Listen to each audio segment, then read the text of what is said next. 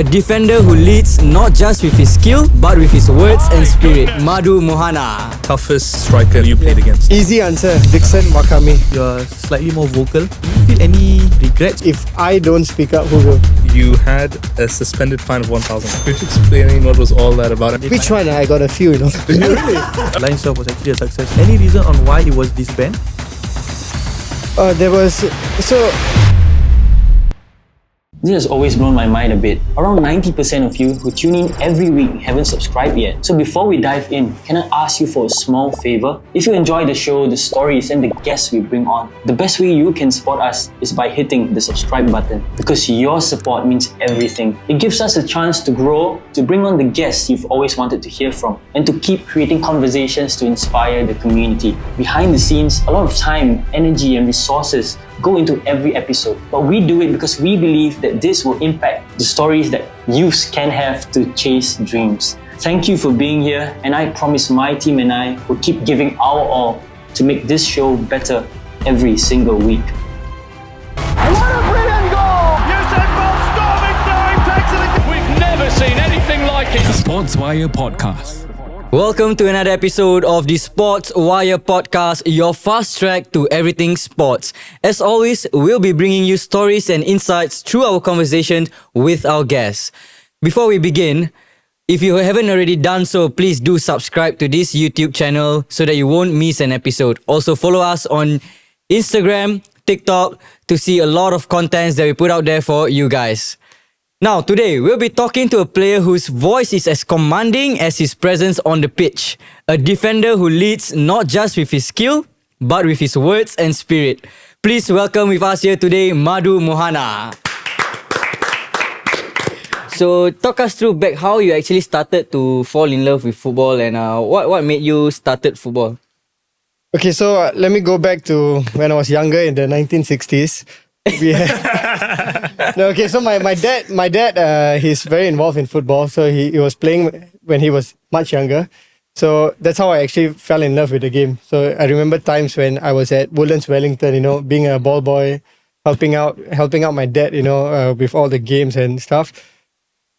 That's where my passion grew for football. After that, I went on to be the first batch in Singapore Sports School. So I was the pioneer batch there along with SAF Warriors.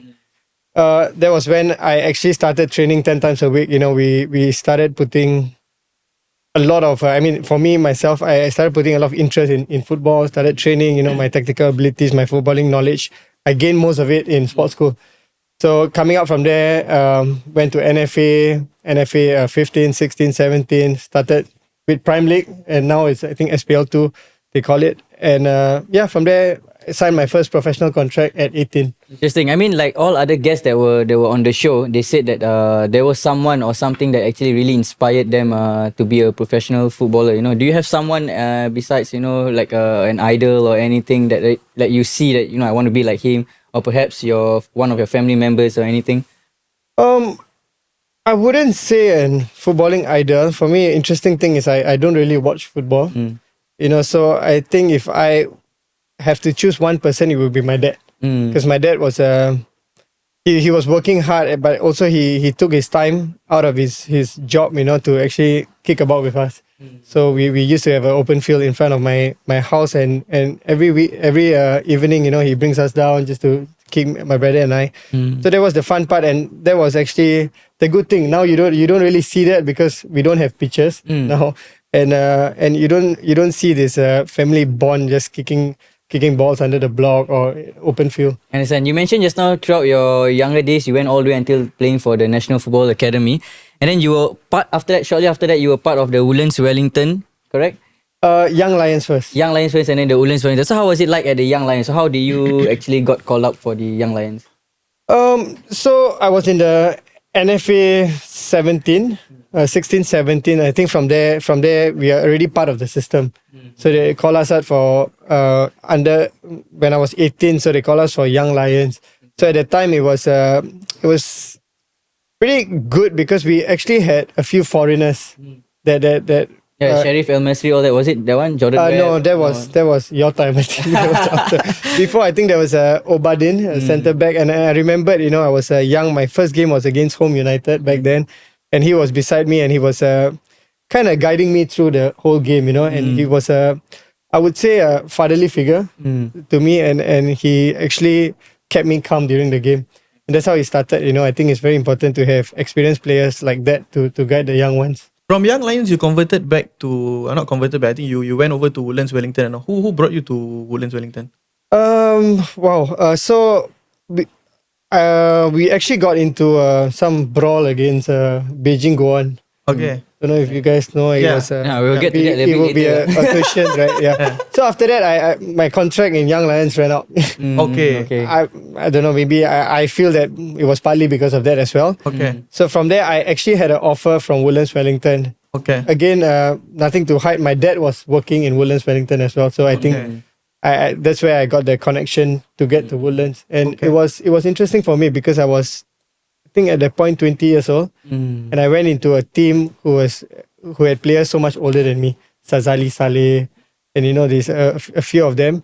So I was actually treated quite well by the older guys. Okay. So that's when I started hanging out more with them, going out with them, and it was very different because in Young Lions there were a lot of guys my age.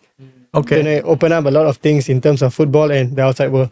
Understand. Yeah. What happened to Woodlands, Wellington actually? Why weren't they in the league anymore? Anything behind the scene that happened to them? Why did they phase out? I only remember that year it was pretty bad because I think we considered almost 100 goals that year. And every game it was a struggle because it was just whether you lose 5-0 or 9-0, Okay. It was that bad. But I'm not too sure of what exactly happened, but I think it has something to do with sponsors and not Understand. getting sponsors. Because looking at your career at Woodlands, Wellington, of course, it wasn't a very long career. Shortly after that, you moved over to the famous LionsXII itself. How did that call-up happen actually for LionsXII? So again, I mentioned about us losing almost every game during that year, and I was actually quite surprised because I got a call from Coach Sundram, Understand? and he asked me if I'm interested to come on to LionsXII, and at that point it was new and we didn't really know what was happening. Yep. At my age, I was like, what is this? Where we playing and all that. So he told me it's a team playing in Malaysia, and I was like, okay, maybe it's a good thing. Yep. Funny was because when I transitioned to Woodlands, I got almost a 1,000 pay bump, and at the time it was big for me. And when LionsXII offered, the salary was actually lower. Lower than Woodlands. Lower than Woodlands, yeah. Okay. And it was interesting because I talked to Coach Sundram and I said like, this can't be, something is wrong because you're going to a better team, a team that has more funding, but your salary is lower. So he said, don't worry, Madhu, just ask what you want and I'll see what I can do. But I was happy with the salary. I didn't whack, of course. I think it was pretty similar to what I was on in Woodlands. Okay. If you want to know numbers, I'm willing to share. How much was it? What's the numbers? First year in Young Lions at 18, I was getting $800. Okay, but that was That good time was NS, okay right? lah. Now you can't even buy food with 800. Second year I was on 1,000. Okay. Went to Woodlands, I was on 2.2k. So there was actually quite a big jump going into. That time you were how old? club. At 20 in Woodlands, around there, 20 years old. And LionsXII, they actually offered me, I think if I remember correctly, it's about 1.8 to 2k. Okay. Because they were like, oh, your last Young Lions was 1,000, and they didn't know that Woodlands paid me quite a bit. Quite a big salary. And of course, we are talking about 15 years ago or 10 years ago. Yeah. But how do you manage your personal life? Because I think LionsXII, you guys travel a lot across the borders, and also how frequent was the travel? How do you manage your personal time during that time? I was actually schooling. I was in Republic Poly during the whole Young Lions Woodlands time. Yeah. After that, I had quite a break before my NS. Okay. So it was easy for me at the beginning because I was doing nothing except kicking balls. After when I was enlisted, that's where a bit of a problem happened because the first 3 months I was in camp. Okay. BMT wise, I couldn't get released and all. After that, got to know my sergeants, my officers, and a bit of talking to them. They actually helped me lah. So I was a storeman in camp. Okay. Which made things easier because I didn't have to be part of any High key. high key or any kind of fighting stuff. I was the guy who pushes the trolley. Really? So it was easier for me to get released because I was not so Not combat. yes Yeah. not combat and basically doing nothing in camp lah.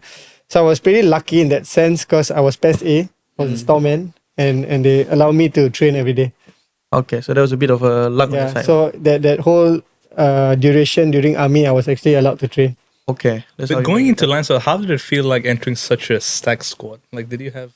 How did you feel? Wow, the first year was eye opening because we had players like Sharil, we had players like Saiful Issa, we had who else? Bye. Okay. Haki was there, yeah. Agu Kashmir, and there's this bunch of them where I was actually watching them play when I was younger. I was ball picker. I was actually watching Agu Kashmir play, and I remember this when I saw him and he said, "Hey, you were the ball picker last time, and now look, we are in the same team." So it was fun. It was really fun to be among the bunch of them. Yeah, exactly. But then it also helped me because mentality has to change. It was a team where everyone could play. So there's no relaxing in training. There's no you got to fight for your space. Your place in the first 11. And not only the first 11, we had quite a big number. So you had to fight for your place in the first 18 actually. At the time, pre-COVID, it was 18 a game. So yeah, that's why your mentality changed. Even if you're injured, you want to train, you want to play because you don't want to lose that spot. And how was the dressing room like? Like, was it different from any of the other teams you played? How was the environment, the culture? Is everyone pushing each other? It was. Ever or anything? I wouldn't say so because there was a lot of eyes on us during that time, and we were feeling every game the stadium was full, and they had to make a St. George's stands, I think. Yeah. If I'm not wrong. Third stand, yeah. Yeah, so a third stand for the fans, to accommodate everyone. So 9,000 fans every game, filling Jalan Besar, and there were people reselling tickets. It was fun, and being there, it was good because people started recognizing us. People started saying hello to us on the street. Again, we had to be disciplined because we couldn't mess anything up outside. In the field, it was always nice to reach the stadium knowing that the fans are behind you. So everyone were actually happy. The atmosphere was great, and I wish football today would be like this. I mean, Fahad talked about going into a stacked squad where you mentioned you need to be disciplined and you need to maintain a top. You cannot take your foot off the pedal every training or every game. But LionsXII played a couple of seasons in the Malaysia Super League. Why only in 2013 that the LionsXII won the Malaysia Super League? Was there any key difference in the other seasons where you think that they lacked that edge to win the back-to-back titles? So okay, first of all, I think we were mostly local. I mean, Agu at the time was a citizen, if I'm not wrong. Yeah, mostly local boys. And I think first year we did pretty well. We came in second in the league. Yeah. Which I think was a very good result considering that we just stepped into a new league. And second year I think we got more. We were more familiar with the league. We were understanding how the league works actually. And I think you had someone speak about this in the podcast that Coach Sundram actually had two teams. Yes, correct. So it was very down to the points because we couldn't lose at home. If we lost points at home, then you drop down in the table. Yeah. So I think Coach Sundram is a genius when it comes to a long season, long game. So we did it very well. Go away, try to win a few games, draw most of it, try not to lose. Which part of the team were you, home or away? I was away. away. So The horse. He was the horse. yeah. So as a defensive player, he knows I'm the kind of player who will kick someone, fight for the team, and so home game in either on the bench or in the stands. Yeah. Okay. Away game I'm like always going, always playing and all. It was fun because at first the players we were quite skeptical. We were like, what the hell is going on, But reaching halfway, reaching the end, we kind of realized it was a genius from Coach Sundram. Because results matter. Correct. Yeah, because Results matter. since you were part of the away team, means you had big influence over the title win itself. At 22, I think you won the title itself. It's considered quite a young age for Singaporean footballer and all. How do you maintain composure off the pitch, knowing that you were a champion at 22? Did it affect a lot of the mental? Did you need to tone yourself down, or was the players there to tone you down? I don't think so, because I felt that was my first title, right? Yeah. Like you mentioned, and it was for me. I felt like there were more to come. Okay. So it wasn't like, I've accomplished everything, I'm done with football. Okay. So I never had this issue where I'm big headed now. I want something until today. I don't. Yeah. I don't bring that out and say, hey, I'm Madhu Mohana and I won the LionsXII League. For me, it's like I'm trying to win something in Singapore now. Okay.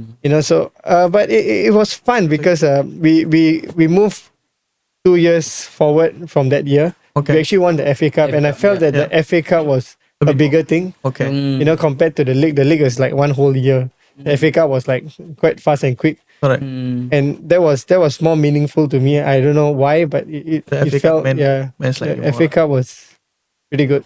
Yeah. You were speaking about the genius of Coach Sundram and all. How would you say was his coaching style different compared to other coaches, and how do you think that influenced the win over the MSL? He managed players very well, actually. On the pitch, he was a no-nonsense coach. If you did something wrong, you made a mistake, he will be the first one shouting at you. The good thing about him is when you step out of the pitch, he's a different person. He talks to you nicely. He can be scolding you the whole time at training. When you go out, he'll laugh. And you'll be like, this guy crazy or what? Split personality. Yeah. But yeah, that's why I felt like Sundram let us be who we wanted to be off the pitch. But in the pitch, I would say he took responsibility for every action. And he was very controlling of us, which was some players might disagree, but I felt that it was good for the youngsters because we had a game plan. We had to listen to him, and there's no way around it. We were discussing this, I think, off camera the other day. I wanted to ask you, if you had today's, Lion 12, the lineup today, how do you think it would compare to JDT's current lineup, the Almighty? He can beat them. Do you think so? It's going to be tough to answer that because JDT has actually signed a lot of foreigners that are of quality. So, like I mentioned earlier, we had a lot of local boys. Quality-wise, I would say hard to match those foreign players. But we played 4 years with JDT. They were starting to get Pablo Aima and stuff. Yeah. One by one, they were coming in. You can see that they were improving after every year, every single year. First year to my 4 years there, first year to fourth year, you can see that they were progressing, and the way they did it was getting quality foreigners. I understand. Because you have been talking so much about the LionsXII itself. We all know and realize that LionsXII was actually a successful project for the 3 to 4 season that it was there. But any reason on why it was disbanded? There was in our fourth year, right, there was a bit of confusion because we were in the FA Cup. Correct. I think 2 quarters or semi-final, and we heard from the media that it was going to be disbanded. Also, you guys didn't even know it was going to be disbanded. Internally, you don't know yet. Internally, we didn't hear this, and I don't know how it leaked out to the media. And I remember this because we were in the hotel, and Coach Fandi at that point, he came to us and he addressed the issue where because most of us we were living our lives in LionsXII, right? And to hear that it's going to be disbanded, it became quite a problem for us. It was something that was bugging us, and Coach Fandi actually addressed the situation. Yeah. Until today, there was no concrete why it was disbanded. Okay. But I think there was a lot to do with Sponsors. Not really the sponsors. I think one of it is media rights. Okay. Secondly, it could be because Malaysia was asking Singapore to pay for their accommodation, their flights and all. Because it would have been cheaper for us to fly there and stay there compared to the other way. So that were the issues brought up, but again, no concrete evidence that it was. Maybe it's a few things, that all came together. Yeah. I mean, because when we look back at the LionsXII jersey and all, the jersey is very nice actually. Looking back at the LionsXII jersey, you realize there's a lot of patches. Just out of curiosity, which was your favorite sponsor on the jersey at that point of time? Was it Silk Pro? Was it Silk Pro? Yeah. So let's talk about sponsors. Yeah. Silk Pro, okay? Yeah. It's pretty good because I remember when they sponsored us, we came into the changing room, game day, shampoo, soap, towel, Silk Pro. And for players, we felt that the sponsor was there. Yeah. We felt that, hey, look, it's just shampoo, soap. We felt that, the sponsors are giving back to the players. Okay. Next was StarHub. Yeah. StarHub. How Get did free Starhub phones, give back? Not free phone, but we had a free broadband. iPad. Until today, I kept that iPad. It was those time it was the small iPad, very small iPad mini. They gave I can't remember whether it was the first year or second year.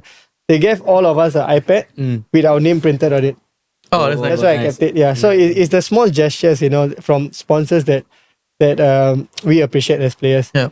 Because now I'll be very honest with you. Now I see a lot of sponsors as well, but I don't see anything. I don't, as a player, I don't see that what we get, from the sponsor. Sponsor, okay. Maybe the club gets more things from it, but we don't. Understand. But these little things that the sponsors do for the players, perfect, Professional. Yeah. Understand.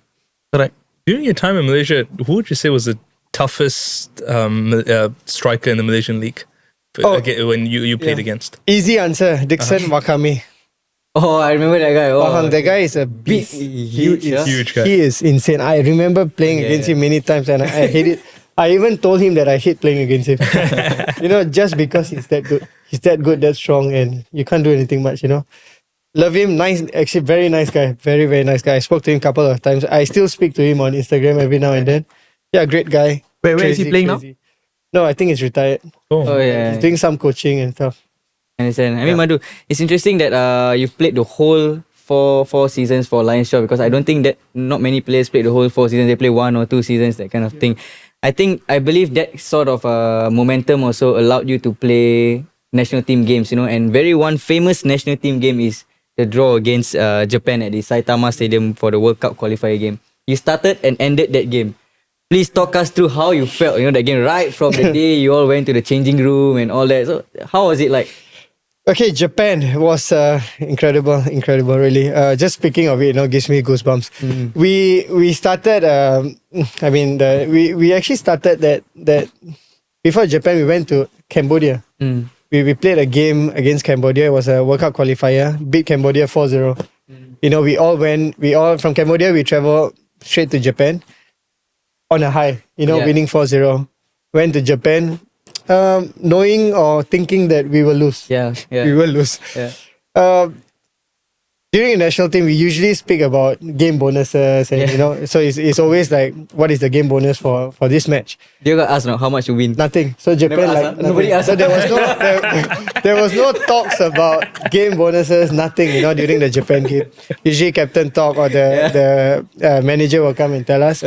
Nothing of that sort happened. Played the game.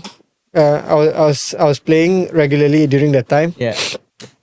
The dugout, we went out dugout and I'm looking at Honda, I think Okazaki and Kagawa. Kagawa just beside me. Yeah. Walking through the dugout, it was a packed 60,000 fans. Yeah.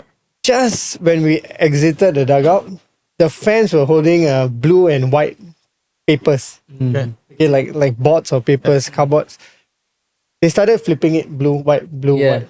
And I started laughing. I was like, oh my God, what is going on? I was like, gosh. And we walked in, couldn't hear a thing because the fans were crazy. Fans were crazy. Before the game, they were outside at the buses. During even our training, they were there, trying to get photos, trying to get autograph. So the support in Japan was incredible. Incredible. For both teams, even for us. That's why I was surprised. During our sessions as well, there were fans outside, trying to, just take a picture with us or autograph or whatever they wanted. Yeah. Stepped onto the pitch. Again, in our head was, we're playing a top team. Top team, yeah. Top team. It's going to be very difficult. Yeah. I wouldn't say no hope. Of course, we as players, we want to get something out of it. But went on. I was partnering by Haki at the time. Correct. Half time, we came out 0-0. Correct. Do you guys have more belief? We did a bit. Okay, we went into the changing room and but of course it's defend. The whole game. That's what we did. And to be To be frank, Coach Sundram actually took that team. I think it was Coach Burn, but Sundram actually prepared for the game, Okay. Understand? knowing his defensive style. The park, the MRT, and Yeah, double decker bus. yeah. So he actually did a good job lah. I mean, it was ugly football, really ugly football, but we kind of believed that we could come up with a draw because scoring was never an option. Never an option. Until 70 minutes, I remember Baihaki looking at me and telling me, "Hey Madhu, we can do this. We can get away with a draw." Yeah. And Izwan was on drugs. He was saving all the balls. Yeah, And luck was on our side, hitting the post a few times. Yeah. Japan. He told me, "Okay, Madhu, let's try." And 1 minute later, he fell on the ground, both leg cramp. And I was like, "Bye, don't fuck me up." Don't. And so He went off, huh? he went off. So we carry on. 80 minutes. I couldn't feel my legs, but I just played through. Yeah. How was it like playing against those like Kagawa, Honda, and all? Any key differences as a player? Oh, they're just fast, very, very fast. And they were very professional because after every foul, no one said a thing except the captain. Only the captain speaks to the referee, speaks anything. Okay. So it's always foul, they take ball, they play. Yeah. They play. So it was that fast. And again, we were defending the whole game. So you can imagine that we were constantly under pressure. Understand. Yes. So final whistle blew, we celebrated like we won the whole time. It was a fun time, and I remember taking pictures and we wanted, I actually exchanged jerseys with Ogasaki at the time. Yeah, Okay. Ogasaki, and some players were trying to get Honda's jersey, but he was angry, he was pissed. Oh, is it? Oh, he didn't want to get He just walked in. He was angry. I would understand why lah. Yeah. From the way we played. right. Sorry, the bonus topic then came out. Yeah, of course. But,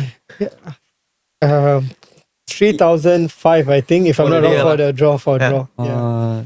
I mean, it was good. It was good. But that was a fun Time lah. Yeah. During the same year or maybe a year back, touching back on the club football slightly, I think after the LionsXII, you went over to the infamous Warriors itself. Mhm.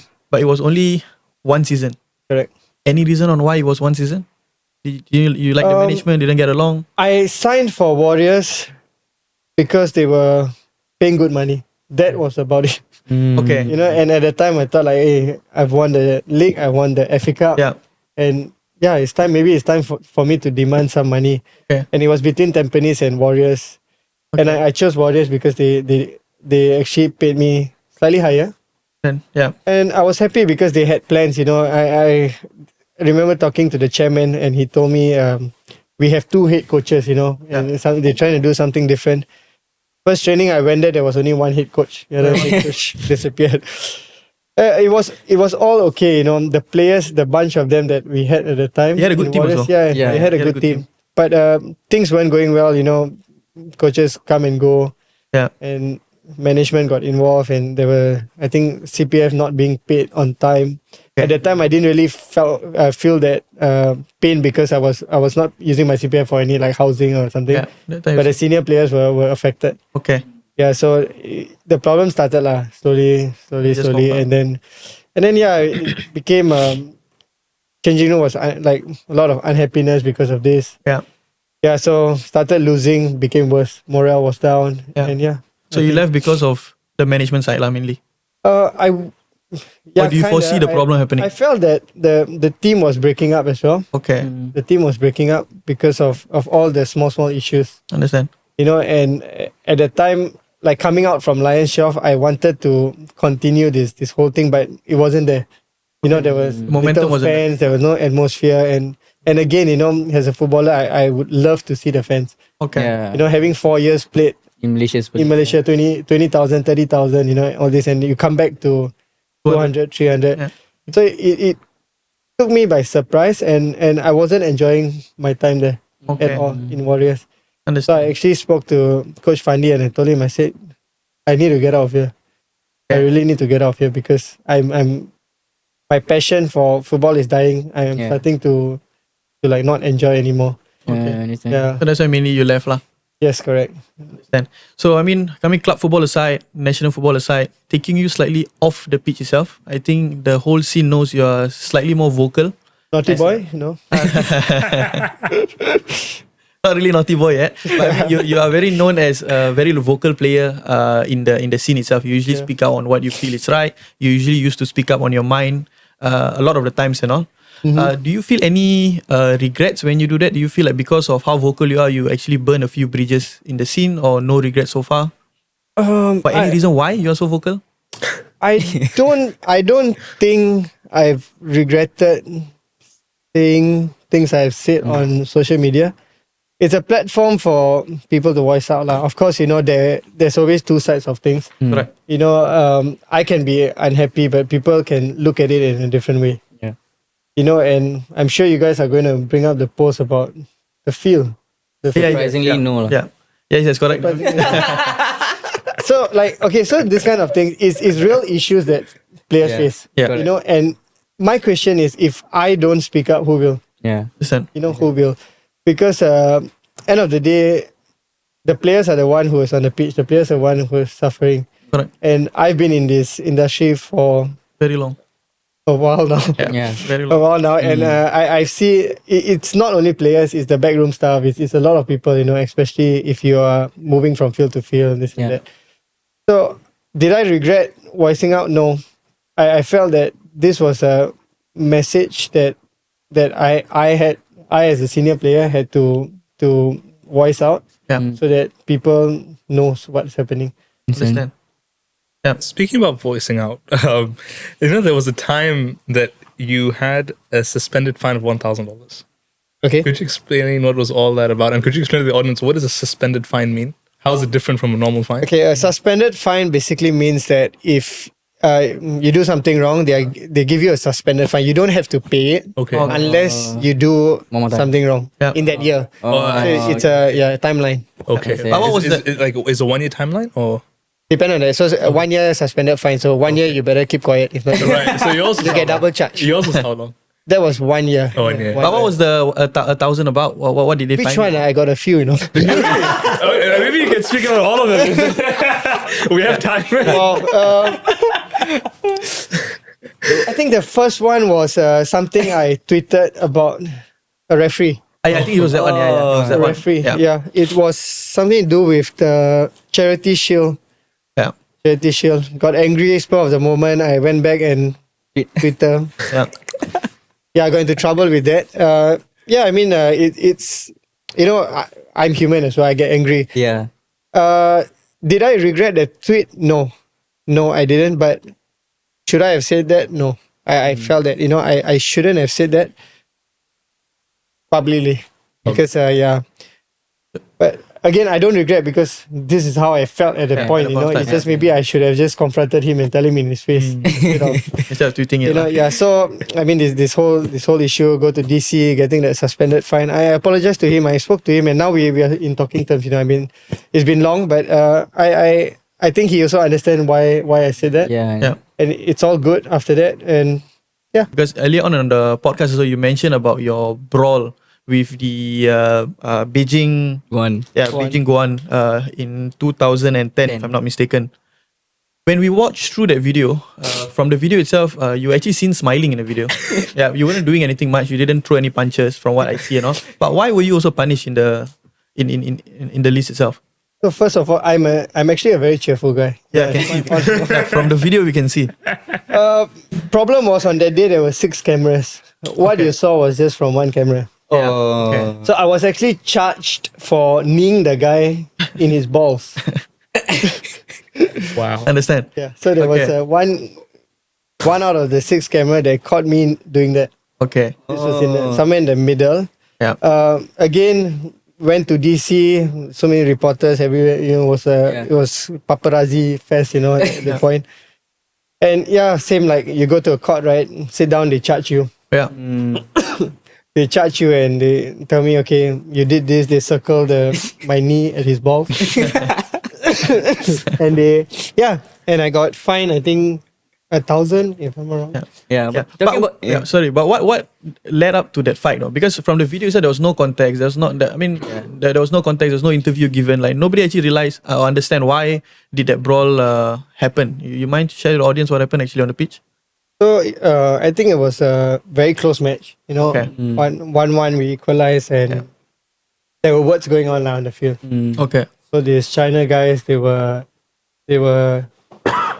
talking shit about us. Okay. And at the time, I think Gabriel was the only guy who can speak proper Mandarin. He said some things they were not happy. okay, so I mean, yeah, there were a few lah. Like even me, you know, I was saying it in English. Don't know whether they understand or not. But that's how it started lah. So it started like verbal confrontation. Then it got worse. understand. I just want to ask one thing because I'm very curious. You know, I think they are also very curious. When we watched the video, actually got one guy got smacked in the head. You know about that? Farid, Oh, that's Faris. So the guy. yeah, the one he was was- the one, was one the one, Chinese guy just smacked him in the head. So Farid, that's Faris. yeah. From the video we couldn't see. Okay, But what- thankful it's okay now. Yeah, he's I mean, but in 2017, after your Young Lions days and all that, in 2017 after Warriors, you signed for Tampines Rovers, but was released prior to the start of the season. You then went on to sign for Negeri Sembilan, of which you also got released before the start of the season. What happened here, Madhu? he like to be released. Follow your dad.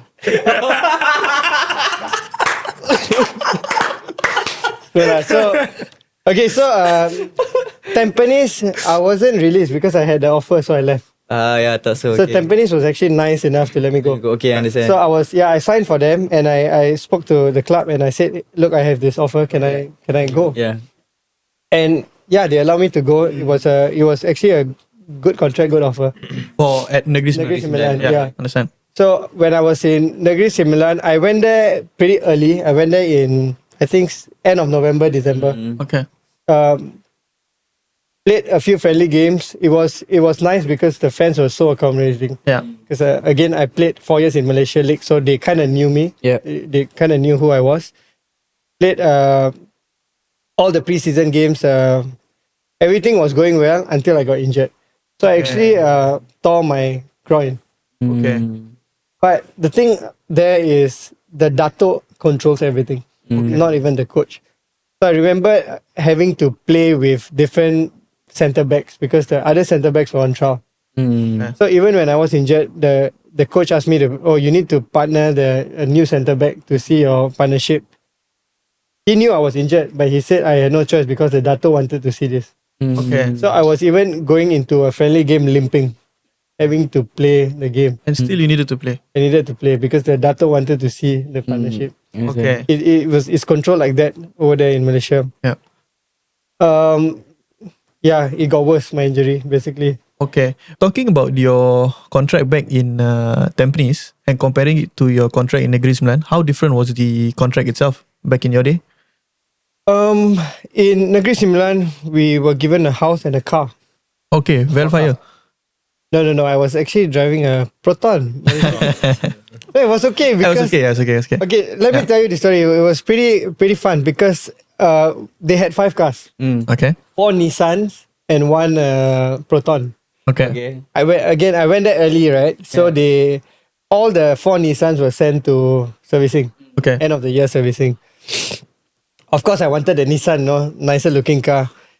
I told my agent, he said, okay, later we will change back. But after a while, the foreigners start coming and they start passing the cars to them. And my agent told me this. He said, hey, Madhu, just stick to this Proton. Because you hit also, they don't care. You crash also, they don't care. Because it's cheap to service and everything. And I realized this car I shouldn't talk about speeding and all, but it was good. The car was good. Modified, not modified. It was good and it worked well, Okay. And yeah, all the scratches and all, they don't care. Yeah. No one care because the European car, Nissan, no, not Japanese car, sorry. Yeah. It was like nice and new. So any bumps, they will know. Don't know. So yeah, I stuck with this Proton. It was nice. And speaking about the accommodation, we were given either housing accommodation or they let us choose a house. Okay.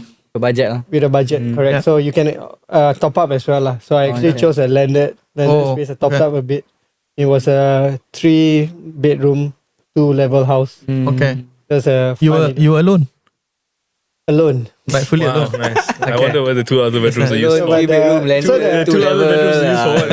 I was actually close to the local players. Okay. Okay. So they actually stayed because I was staying close to the stadium. Okay. So they actually come over sometimes. They stay until today. I'm still in touch with some of them. On a place and all lah. How much were you on back in Negeri? Good salary was a 5-digit salary Understand. So it's relatively quite high as compared to whatever you're getting back in at Singapore. home, lah. Yeah. High 5-digit. High 5-digit, right? No, I wouldn't say high 5-digit. Okay. Be 6-digit, okay. Around if you say ringgit, yeah, high five.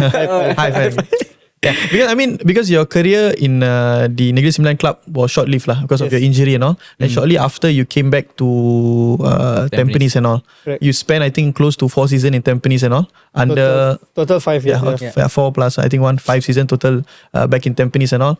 You were under Desmond and also Gavin at that point of time and all. How was your experience working with them or working for them? Was the club well run? Working with them. Well, I think it was great at the beginning. You know, Okay. for me, I enjoyed, and like I mentioned, you know, they actually allowed me to go Negeri Sembilan to try Pursue, or yeah. to play there, and they actually took me back. You know, I think Coach Jagan was there at the time. The only condition was I had to pass my medical, Okay. which I did. You know, first try I passed, and it was nice of them to actually take me back, lah. Understand. You know, Yeah, after everything. having allow me to leave, they took me back. So I really appreciate that part of it, you know, where they were okay, you can go, you know, anything happens, you can still always come back to us.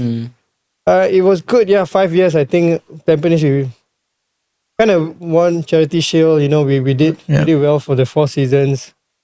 Under Coach Gavin, until today I would say one of the best coaches. Understand. You know, one of the best coaches because he puts in a lot of effort, a lot of time in his work. You Understand. know, Saifullah, you playing there, you should know. Yeah, the you know, 4 a.m. you still receive videos. correct. Yeah. He sends, he disturbs you at 4 a.m. 4 a.m., sending correct, videos. yeah. There's meetings every day, you know, Yeah. short and sharp, 10 minutes, you know, every training is recorded and Correct. explained, you know. That was pretty incredible, you know, Yeah. for a young guy like him to Understand the game. do so much, Yeah. for players, and that was perfect working with Gavin. Well, Gavin and Tampines itself lah. According to a news article at Straits Times, when you were released by Tampines, you turned down several offers from T2 clubs. And you said that they were not up to your expectations. Could you explain what do you mean by that exactly? Basically salary. Yeah, more of it is salary because until today, I would say last year or so, there were offers from T2 clubs. You know, and they always have they can sign a lot of foreigners. So there's always this ASEAN quota. Yeah. ASEAN quota, and I don't know, like somehow they have like center back ASEAN. You know, this is the budget. This is that. I think you guys should know as players, and so it really varies because it ranges from like 2,000 USD to 5,000 USD. And for me, like if I can earn it here, especially at my age, you know, where I'm more or less running something for myself, and I would rather be here, you know, than to leave everything and go Or there. somewhere else? Yeah. How much exactly would you go for if like overseas? I think for now I wouldn't consider 30,000. I will run there, bro. Run there. No, but I have things that I'm doing here, you know, in Singapore. Yeah. And for the past 3 years, I was actually studying as well. So it wasn't an option for me to leave because I wanted to complete what I was doing. Understand? I mean, moving back to Gavin and Desmond slightly. I mean, since you were under them for 5 years, 5 seasons, technically 5 years and all. Now, since they are part of national team setup and all, and I think when we try to search about a bit about you, you had a total of about 33 cap playing for the national team and all. And since Gavin and Desmond are back in the national team setup and all, do you think your 34th cap is coming soon? No, not at all. So things ended off quite badly with Tampines. Okay. So I don't know, you know, Singapore, there's always people holding grudges here and there. Okay. For me, a call up would be great because then, you know, at 34, I'm still valued, you know, as a player, and it's always good to represent the country, especially now that football is kind of flying, I would say, there's one more game left for them to make it to ASEAN Asian Cup. Yeah. And it's always fun to be with the team. Correct. So it's never the case where, oh no, I don't want to play for Singapore. Yeah, correct. It's never the case. It's always like whether you get called up for what you're worth. So if they feel that I'm not good enough, then so be it. There's nothing to cry for. Correct. Yeah. I mean, because touching slightly on the national team topic, because since you have 33 cap in the national team and you've been part of the whole NFA setup and all, and I think the under 23 will also be involved in the in the SEA Games in December, if I'm not wrong and all. What are your thoughts on the current SEA Games squad, the SEA Games coach Firdaus Kassim? That's a very good question. I played 2 SEA Games. I think both of them bronze, we got bronze. What is happening now is we don't have much. We are not producing much youth players that comes up the system anymore. I feel that it's the problem is never the national team now or the under 23s. It has to start at a very young age. Yeah. And I've given talks in school and one of my questions would be, do you guys want to go sports school? And to my surprise, not really. Maybe you see out of 20 kids, one of them raise up. Is it because of the regime, like how strict it is? Not really. I wouldn't say sports school is that strict. It's just that they don't find it beneficial for them. Beneficial. They don't find it a wow factor, to get into a school like that. Yeah, I understand. But at that time, I remember it's like correct. Yeah, everyone wants to get into school. Correct. But now it's not the case. I'm not saying that players can't develop outside of sports school. Of course they can, but whether they are in the right academy, the right system, whether they are mentored well by others, good coaches, this and that. But any reason why you feel the gap is so far? Because game after game, if you look back on the result, it's out in the open. They are losing at a big margin. I think yesterday they lost 6-0 to one of the Middle East team, one of the Middle Eastern club and all. Any reason why the gap was so far? Okay, so let's go back to the league now. The league, they are using their foreigners. Yeah, correct. Play. Yeah. So and you can tell if you watch, and having played against them, they are relying quite a bit on their foreigners. Yeah. They have, I would say some of them, their foreigners, they are good. But end of the day, when it comes to SEA Games, these foreigners are not there. Yeah. And then it becomes a whole struggle because are the locals having enough playing time? That's the question. Next thing is, are they used to this new locals that's coming in for the foreigners? Okay. Yeah. So there's a few factors and it's difficult. It's difficult for Coach Firdaus. Yeah. He has to weigh his, pros and cons. Yeah. Do you think it's fair? What the federation has put him through? Giving him young lions without a proper full local players, and then the SEA Games you have to play all local players. What do you feel? Again, Saifullah, but if there is full 11 local under 23s in the league, it's going to be a big problem. Let's not shy away from that. Yeah. The foreigners are helping them. In terms of the scoreline and all, because it's going to be difficult. If you want a suggestion from me, I don't know whether it's worth anything. Maybe just don't play our league. No, as in not the SEA Games. Don't play in our league, but go and challenge other teams. Other teams, your age group. Go and keep playing overseas game. But there's a lot of factors to it, right? Then we would not have enough teams in the league. Yeah. So it's a whole be the cycle. vice president, Madhu.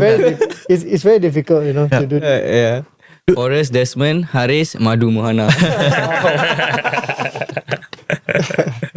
I mean, Madhu, I mentioned earlier in the set, you played a very long career. You also mentioned that you played over 15 years of professional football. But at one point in time, you weren't playing professionally both in Singapore or overseas. You were left without a club. How did that make you feel? Were you already prepared to actually retire? No, retirement was not in the plans, huh? Not in the plans for me. At that time, I left Tampines again on a bad note. I wanted to take a break. I actually had offers from Geylang, which didn't work out eventually. Again, because of money and because of people keeping quiet in the industry. It's always the case, players looking for contracts year by year. Yeah. And I told myself, stick to what you are. You know, don't advise someone to take a very big pay cut, suffer and play. You know, I'm always advising player, if you're not happy, don't sign. You know, and I wasn't happy with the contracts I was given by Geylang, and some offers were quite bad. So I told myself I need to stick to Your principles. my principle and true self, you know. So I didn't actually sign for any club. It was remember from Jan to June. Yeah. And honestly, it was the best break I had. The best break I had. You know, it started to get me thinking about what else I can do. Yeah. Because I've been playing, kicking balls. Everything is balls in my head. You know, I wasn't thinking much, and I was actually studying. I was taking my first diploma at the time during that period, and I was very concentrated on doing well, graduating. Started a mat shades business. Yeah, match shades, Madkicks. I was selling. I don't know why I was selling sunglasses, and which actually went well, you know. And it was just a start to many other things. Alright. You know, I wanted to learn. Yeah, I mean, when you mentioned about the offer were bad, how bad is bad? It can't be that bad. You're talking about what, 1,000 a month. They're offering 1,500. No. As in, it was more than that, but it was Not enough for you. a 50% pay cut from what I was earning in Tampines. Understand? Okay. So it was Yeah, quite bad. because I think throughout your time when you're having your 5 to 6 months break, after that break itself, I think you signed for Balestier, if I'm not mistaken. Yep. Yeah, during your after your break and all, and I think the wizard, Mr. Coach Akbar, was the one that was the one that initiated the main signing itself. Yep. How much of a lifeline do you feel he is to your current career now? It started because I can't remember who called who, but I was always like I recommended him lah, Madhu. I say Madhu is free. Call him. so the You son. know. So good, you know the son, you get into the team. So I actually met Coach Akbar at a coffee shop, you know, just to talk about football, talk about what I was doing, and he asked me how's life, you know. It started like that, and I had no intention. I'll be very honest with you. I had no intention to sign for Balestier. Okay. He said this. He said, Madhu, just come and train, keep yourself fit. You know, help out the team because they were not doing they were not doing well at the time. Yeah. They said just guide the players, come, and I was like, okay, you know, no problem, right? So started training with them. I wasn't coming for every training. Every now and then I show up, but the frequency got more and more. Started training, and Coach Akbar wanted to sign me, and he told me, he said, hey, why don't you sign? You know, so I spoke to big boss, Mr. Tawa, and we came up with a reasonable contract for me. Understand. Until now, you're still playing was for with, Balestier. Mr. Tawa and Gavin at the time. Yeah. So said sign and I was playing every game after. Till You now. know, it was but I was also at that point continuing my studies. You know, I wanted to Correct. do more and more. Yeah. So I mean, they were quite okay with it. You know, for me to study. Of course, it didn't take up my training time, but it was okay lah. So I felt that I'm not putting my anything on hold just for Balestier. Yeah. I mean, because you mentioned Darwin and all, Darwin and Tava and all.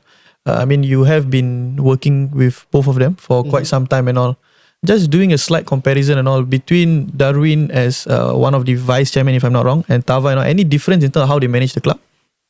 So Mr. Tawa has been there for the longest time. Yeah. I'm not sure how 40 years. I don't know. Very long. Very long, yeah. Darwin is always someone who really puts his neck out for the team. Okay. So he's the guy you see either in the news, on social media, or there. Yeah. You know, Mr. Tawa is always behind the scenes. He's the finance guy, making sure that everything runs properly. He makes sure that the club doesn't own players' money. He makes sure that it runs well. Runs The whole properly, thing runs well. Darwin is the kind who will, any issue, he will fight for you. He will fight for the team, and he's the one who make bank table, and you know, to get what we want. So that's the two, you know. Don't know whether they complement each other, but it was good for players, For players to have both especially of them. with Darwin fighting for us. Understand. Earlier, before that, you mentioned that the break from football was really beneficial for you, and during that time, you launched, Madkicks and all. Could you explain what was that about, and what was that supposed to be, sort of like a safety net from football in case you didn't get a new contract? Or what was the thought process behind starting your own thing? I like to watch Shark Tank, the Okay. entrepreneur thing and Same all. like size, yeah. Same, huh? Yeah. So I, You shut thing. Who's your favorite shark? who's going to pitch to us? Who's your Who's favorite? gonna pitch? Never mind. Mark We got Cuban, the budget or not? Yeah. We can borrow from someone here. Maybe. He also just now you say got two, right? He also got two. One behind, one in front. So I again, the first business I did was actually my shades. Yeah. Okay. Correct. It wasn't something I thought I can be a millionaire out of it. I wanted to try, see what I can do from this small business. From there it kicked off, and studying actually helped me lah. So I was learning more and more and more. Yeah. I went on to start Madkicks, which is basically football training, one-on-one personalized training. So this. I get clients every shape and size, every age. Youngest 4 years old, oldest 52. That's my range. Yeah. So it started with just me alone doing my coaching, so one-on-one, and it's more of knowing what the client wants. Whether they want, it's about them losing weight, it's about them just enjoying social football, about them wanting to be a professional player. So we get that intel from the clients, ask them what they want, and then we tailor a program for them. So I've been doing that since. So it's been 3 years plus, going to be 4 years. Yep. So that is doing okay. And I think one more thing about it, 3 reasons why I start. Number 1, to make money. Of course, in every business you want to make money. Number 2 is to kind of give back to football. I've been here for long, so I think I can help people, be it a 4-year-old kid or a 50-year-old guy who's playing social football. Whatever knowledge I have, I can pass down. Correct. And the third one is actually to help other footballers, because I realize a lot of younger footballers, they don't really get the guidance from other players. It's always football, comparing their 3,000 salary, 4,000 salary, 5,000 salary. We are always stuck in this bubble. Understand. So me starting that and teaching them, hey, instead of doing your Grab deliveries, or I'm not saying it's wrong, but why not do something you love? Yeah. Why not coach for an hour, get paid 2-3 hours of your delivery stuff? Correct. So this is where I get I think kind of, I would say, respect from other players as well, because I'm giving them a job opportunity. Correct. End of the day, it's never about me having them to work under me. I always tell them, I don't want you to work under me for the rest of your life. I want you to learn and start your own. Yeah. It's something that was never like given to me or mentored by other players. But we need to have more players like this. We need to have players guiding the youngsters. Yeah. Because a lot of us, we did it wrongly, including myself. 10 years doing nothing, playing football, spending my money, playing football, spending my money. Yeah. Don't ask me how I spend it. How you spend it? No, like How you spend it? going out with your dad. How much you could told you? I bring him to the clubs. Not easy. Yeah, but so that is the three reasons why I actually started Madkicks. Understand. But do you think it was how easy is it to recruit other footballers to work with you in this? Very project? difficult. Is it? Very But difficult. What would you say? Why do you think is the reason? So again, it can be on the field. You can be a great footballer, but to get them to coach is difficult, because now it's one-on-one. Yeah. Every word you say, someone is listening. So it's how you manage that. I always tell them it's about your relationship with your client. You can be a very bad coach, but you can be the nicest guy. The guy will keep renewing the packages because he loves being around you. Yeah. So it's always how you portray yourself in front, what kind of things you can do for them, for your client. And so it took me a while, but I'm very happy to say I have a bunch of coaches that is doing so well for themselves. Clients are coming back to them, all the way renewing. And I feel like, hey, look guys, you're doing very well, and I don't disturb you. I don't micromanage anything. I let them run their show. So what's the long-term plan for this? Do you have any particular goal? Long-term plan for me is to not work, sit down and manage everything. I want to have more players under Madkicks. I want to get them to start earning in a way that makes them happy. Correct. You know. Any chance of having your own academy for the youth? When you say academy, you're talking about group? Yeah, group academy. We have spoke about this many times. I have thought about it, but I think the priority now is Balestier because I'm still on a full-time contract. Understand. So I don't want to have to Manage too many things. call up 20 parents and say I have to cancel training or cancel coaching because of training. Understand. You know, so it's easier to do that cancellation one-on-one than in a group. In a group setting. But of course, there will be after I retire. Understand. Yeah. So moving on from football, as you mentioned that you hold a diploma, but you also hold a degree in sports science, if I'm wrong. How challenging was it, juggling all these things, right? Being a footballer, being a coach, and then also a student for sports science degree. How was the schedule and your day look like during that time? Okay, so my day for when I was doing my first diploma, it was in sports science and coaching.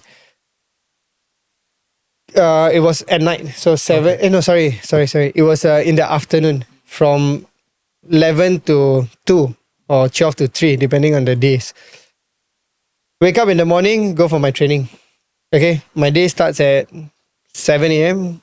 Training, I finish from probably 8:30 to 10:30. Then I go to school, rush to school.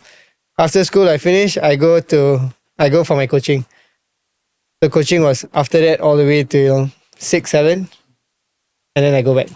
So the timings vary because the school sometimes is at night, 7 to 10. So if it's 7 to 10, then my whole day drags, until the end.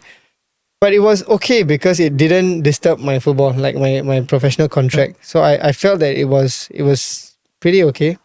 Not too bad. It's just tiring, Every time Friday, when you reach Friday, you get pretty tired. You get pretty burned out. But really didn't regret it. I didn't regret it because I wanted to get my certs. I wanted to study. So that was my first diploma. My second one was in sports management. So during that diploma, we had a module on management side of it, and I felt that my interest is actually there. I rather manage something than coach. So I took my second diploma in sports management and went on, of course, for my degree in sports management. So that was another 2 years. Another 2 years of degree. That was night classes. So it was always late into the night until, I was... I actually just graduated last year, December. Oh, congratulations. Thank you. Yeah. Buy you a hat, bro. Again? I'll buy you a hat. Thank you. Please. Oh, congratulations. And also a shout out to the school, ISA International Sports Academy. I think they actually cater for athletes as well. Understand. So it was pretty flexible in the sense that if I have a game I couldn't attend school, I just have to inform them. Okay. They were actually quite good at that. Understand. And a lot of footballers actually do. Yeah, I went there as well. You went there as well, yeah. So how was it? Yeah, I was the first batch. Me, Alam Shah, Right, okay. Along as a student. Yeah, so it was pretty good because they're very accommodating. Yes, correct. So, yeah. But do you think there was a shift in your mindset after you went for these diplomas and these degrees? Do you think it changed you as a player, or as a coach, or as a businessman? Do you think it really impacted you in that way? Not as a player because there's nothing football related, not technical stuff. But as a businessman, as someone who you basically can speak to people about business, like you know what you're talking about. Because of course there are some modules that I have no interest in, like nutrition, but there are modules about management, even social media marketing, those kind of things. You actually learn a lot from it, and you can apply it in real life. Yeah. Talking about the nutrition part, since you actually brought up that topic and all, I think if anyone, I think some of the audience, of course, they follow you on IG and all, they realize that you have this segment that you actively It's post. one of my favorite segments. Yes, you actively post. Should have put the foot here. Yeah, we could have done one live. You actively post and you actively promote and all. I mean, the segment is called Makan and all. Can you tell the audience what is that about? When did it started? What was the idea behind it? How was the voice like? It started. How was the voice? Okay, it started way back during the LionsXII period. Yeah. So in Malaysia, right, makan basically eat. It means Correct. eat, right? Yeah. So I started doing this in Malaysia, and I started getting a lot of people who copy me. Okay. When they copy, they tag, because you guys don't see these tags, so I tag, don't yeah. really repost them. Right. Yeah. But a lot of people, when they eat, they started doing this. They until today, there are some people, they every time they have their food, they I'm not going to say it. I try not to say. And then they You can. They're free. Please do. they tag me, right? They tag me in this, and it's fun because it's something that anyone can do. Correct. Anyone can do, be it adults, kids, and all. And yeah, it's fun because looking at a footballer who eats all this junk. So, yes. How do you maintain? Nothing. It's just train. I think what helps is my metabolism. Understand. That helps, and also of course you eat, you have to train. I'm not someone like you who just sits here, talks on the microphone. Correct. So Yeah. I mean, it's easier job. yeah, so it's something just a fun thing, on social media. Yeah. I mean, talking about, since we are at a topic where, it's a bit more of your lifestyle and all, I mean, touching a bit on your own personal life, I think recently you actually got married. I think a few months back. Did I? I think so. I think so. Should be. so. Yeah, I think you recently got married and all, and I was so fortunate to actually. So fortunate. Yeah, so fortunate to actually Wow. attend the wedding and see what's everything about and all. I think the audience and all, they are quite curious on actually where you actually met your wife, because I think everyone now in the scene knows that your wife was actually Miss Singapore in 2015 and all. Where do you meet her? Do you meet her at a pageant? No, she was actually working for a media company Understand? that was covering football. Okay. So she came to Tampines, and I think it was love at first sight for her. For her. Yeah, that's why she actually slid into my DMs. Understand? Yeah, gotta and cross-check this, bro. I didn't want to reply, but No choice at that point of time. Huh? at that point of time, yeah. So after like few days, I kind of just replied hi, and that's how it started. You guys you were together with her before she being Miss Universe, or was it after? After. After. Okay, Yeah. understand. So so she came to Tampines to interview the boys, and I Understand. was one of them who was being interviewed, and we met at the time. Started talking, of course, through social media. Yeah. Got to know her. And yeah, we've dated for actually quite long. We were together for almost 4 years, but we both kept it quiet For 4 years. for 4 years. Okay. And when we got married, everyone thought it was bang bang, But that's the stereotype, right? You suddenly get married and they think that there's a kid on the way. Okay. But no, yeah, we just kept it quiet. We didn't want our relationship to affect our personal life. Understand. I mean, Understand. personal life affect anything else. Relationship. Understand. Okay. Madhu, we coming towards the end of this segment, but before we wrap it up, our team, me, Syed and Far is just curious over your long throw ability actually. When did you realize you had this skill? How was the training, bro? How you do this kind of long throw?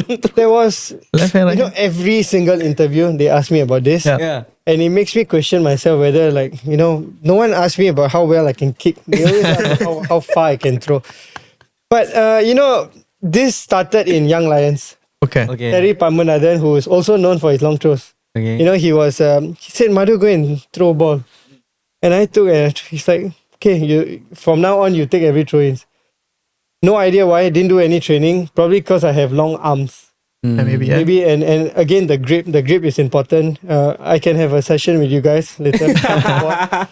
But yeah, it's just basically your grip and long arms. Saifullah, no chance for you.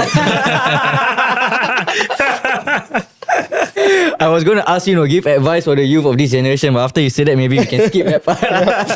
But no, yeah, Madhu, any advice for the youth of this generation who want to make it pro in Singapore and one day, be a part of the national team? Train hard. I think most importantly, you can do whatever you want, but you gotta put in the effort on the field. That's very important. And I think a lot of youth now, they are Comfortable with it. more comfortable and more indulge in outside stuff, social media, TikTok, wanna be this, wanna be that, but they don't realize that the work is actually on the field.